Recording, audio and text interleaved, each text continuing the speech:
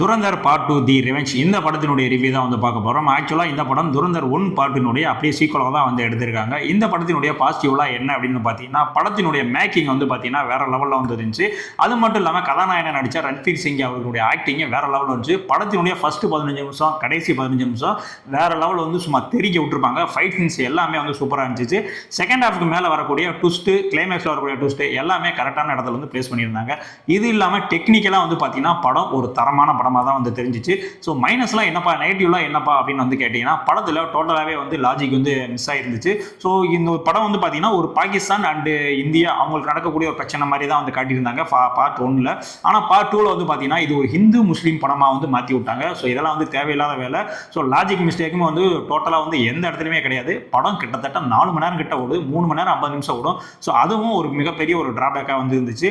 ஒரு ரியல் லைஃப்பில் உயர் பதவியில் இருக்கக்கூடிய ஒரு ஆள் இந்த படத்தில் வந்து கேமியா பண்ணியிருப்பாரு. ஸோ அதுவும் யாரு என்ன அப்படின்றத பார்த்துங்க. என்னை பொறுத்த வரைக்கும் இந்த படம் ஒரு தியேட்டரில் பார்க்கக்கூடிய ஒரு டீசென்டான வாட்ச் அப்படின்றத நான் வந்து சொல்லுவேன்.